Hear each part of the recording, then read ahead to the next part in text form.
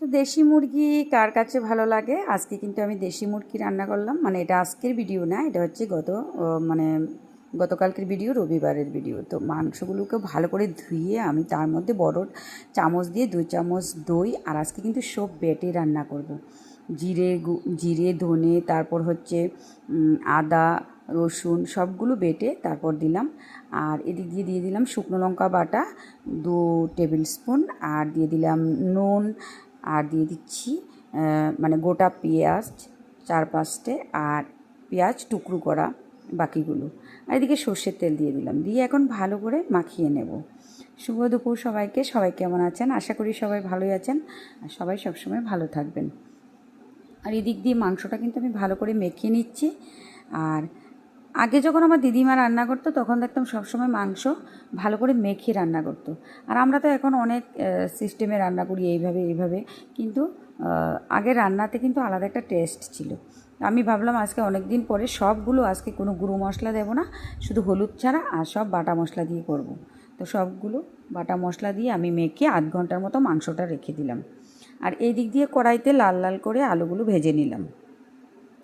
আর ভাবলাম আজকে একটু বেশি তেল দিয়ে রান্না করি, কিন্তু যখন না আমি তেল দিতে যাই তখন কিন্তু আমি তেলের ব্যাপারে একদম কঞ্জুস হয়ে যাই। অল্প তেল দিয়ে দিলাম, আর বেশি ধরতে পারলাম না। আর এই দিক দিয়ে দিলাম, অ্যাকচুয়ালি আমার হ্যাবিট হয়ে গেছে, এদিক দিয়ে দিলাম 2টো তেজপাতা, লং, গোলমরিচ, তারপর হচ্ছে দারচিনি, এগুলি দিয়ে ফোড়নে দিয়ে তারপর দিয়ে দিলাম চিকেনটা। তো চিকেনটা দিয়ে বাস আর কি, এখন ঢাকবো আর কিছুক্ষণ পরে নাড়বো, এভাবে কষাবো। তো চিকেন রান্না তো সবাই জানে, মানে বাচ্চা থেকে আরম্ভ করে সবাই জানে। কিন্তু আসল কথা হচ্ছে কি, আমি যখন মানে একটা রেসিপি শেয়ার করি, যেদিন যাই রান্না করি আমি তার একটা রেসিপি আপনাদের সাথে শেয়ার করি।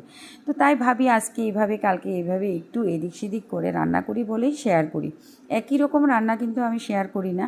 তো অ্যাকচুয়ালি আমরা চেঞ্জ করে খেলে একটু টেস্টটা বাড়ে। সবসময় তো একরকম খেতে ভালো লাগে না।